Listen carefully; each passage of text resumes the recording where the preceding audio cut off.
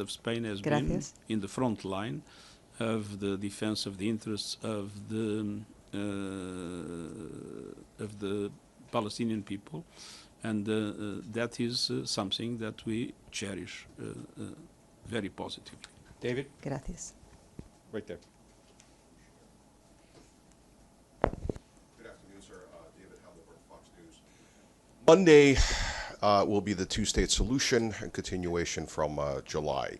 The question I have is a legal one. 145 to 160 countries will declare Palestine an independent state. What does that mean legally? And the reason why I ask this question is because various UN resolutions, the Oslo Accords, have clearly stated that the final solution of an independent state will be up to the two parties. Now, since two parties are not negotiating at the moment, what does it legally mean for UN members to summarily declare Palestine as a state? What is the legal binding? What does the UN find in its previous resolutions? How does that correlate with each other?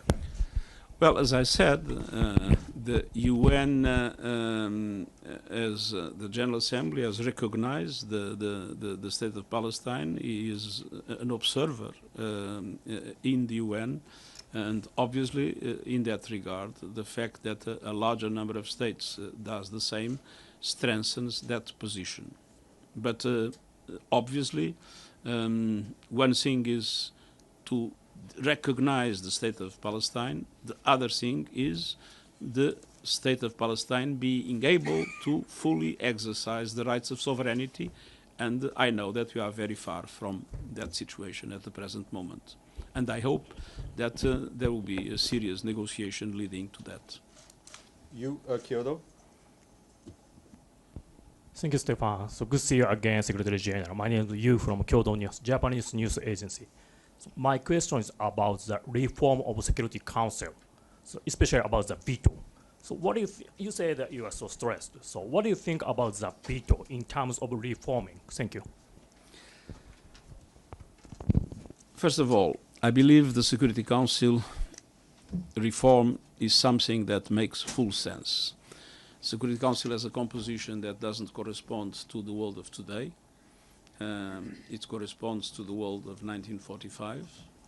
And that creates not only a problem of legitimacy, but a problem of efficiency. On the other hand, we have the right of veto. There were proposals, namely by France and the UK, limiting the right of veto, especially in situations where we have massive violations of human rights or dramatic cases of this kind.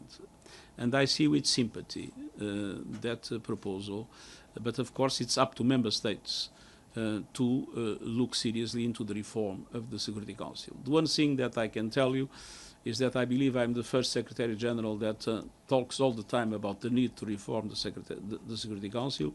And the truth is that this item that was completely taboo in the past is now in the center of the discussions of the General Assembly. Before, there was a committee that couldn't even issue papers, and the documents would not move from one year to another. Now there is a committee working seriously. And several countries have recognized, for instance, even the P5, that Africa should have the right to have a permanent member. So I see movement, and I would like also to see movement in relation to certain limitations in the exercise of the right of veto. But again, this is a matter that only member states can solve. Linda, then Adla.